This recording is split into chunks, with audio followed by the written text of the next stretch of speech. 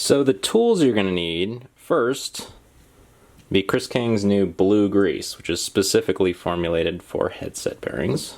I like a sharpened spoke just for resetting the snap ring. It can be really handy.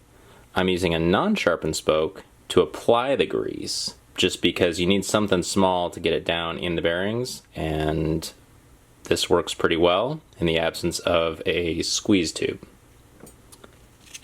Potentially new snap rings and new seals. You can usually get away without these, but sometimes you'll bend a snap ring or the seal will rip, and in that case you need new ones. And then I like an old utility knife, and this has a very old dull blade, but it's still fairly stiff, and this works really well for removing the snap ring. Chris King recommends a thin, small screwdriver.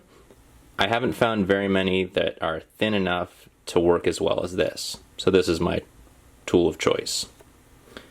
And then finally you'll need some sort of a rag to wipe things down as you go. Chris King recommends using an air compressor to blow the headset bearings out. You can use that, that's ideal, but you can also, if you don't have one, still do a good job.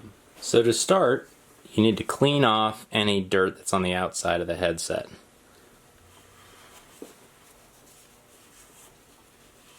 That way no dirt will get in when you open the headset up. First off, locate the split in the snap ring.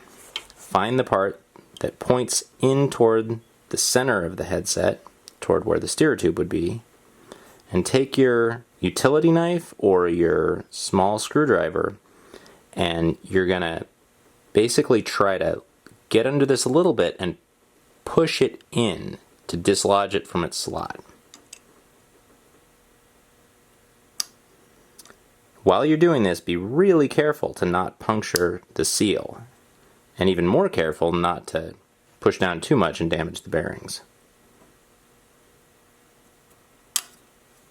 So there we dislodged the snap ring. I'm just going to work it up.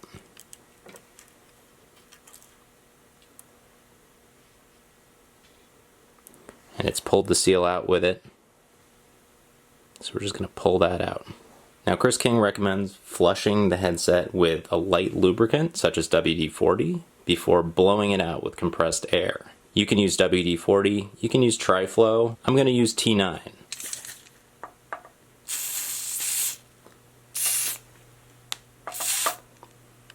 Once you've fully saturated the bearings with the lightweight lubricant, spin them to really work it in. You may find that you want to go back and do this a couple of times if the bearing appears to be really dirty. This bearing has some old grease in there. I'm going to flush it again. Spin the bearings to really work the lubricant in and dislodge any dirt. At this point, if you have an air compressor, you can do it the way Chris King recommends, which is by blowing it dry. If you don't have an air compressor, you can get by simply going back with your rag and trying to soak up all of that excess lubricant. It's not ideal, but it definitely works. So that's how I'm going to do it.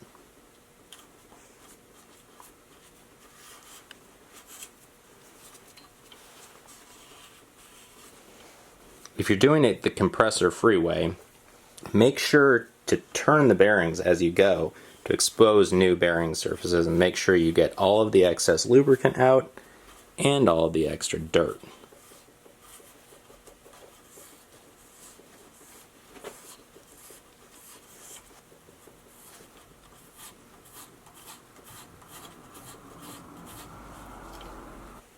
Once the bearing is all nice and clean and dry, you can go in with your Chris King blue grease and whatever applicator you're using and put it in the bearing. You don't need too much because you've got that seal that needs to go in here, and if you overpack it, you won't be able to fit the seal in. So take your time, be gentle on the bearings, try not to touch them, and your goal is just to get grease down in the slot here on top of the bearings all the way around. Once you've got grease all the way around the bearing, then you can spin the bearing, and this will help the balls work that grease down deep in and all around in all the nooks and crannies. Spinning the bearing gets all the balls to pick up grease and pull it down into the bearing. Once you have a nice consistent coating of grease down in the bearing, you can go to reinsert your seal. Before you reinsert the seal, you want to make sure it's all nice and clean. Wipe it off, and this is a good time to inspect it. Make sure to take your time when you're getting the seal in. It'll want to bunch up like this, and just going around and gently working it in will eventually take care of all those little ripples. Once you've got the seal fully seated, you can go put your snap ring back in. Make sure to clean it off before you put it in. If you have any damage to your snap ring, just get a new one. It's inexpensive and it'll save you trouble.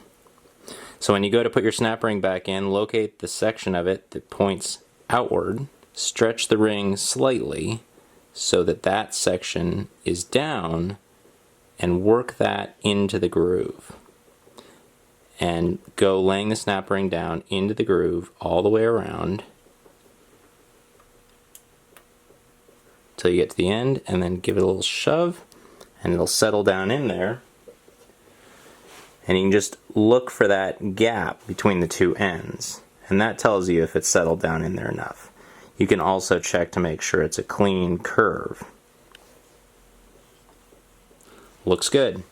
At this point, you can just wipe off the excess grease, use any assembly grease you want to put it back together, put the bike back together and go ride.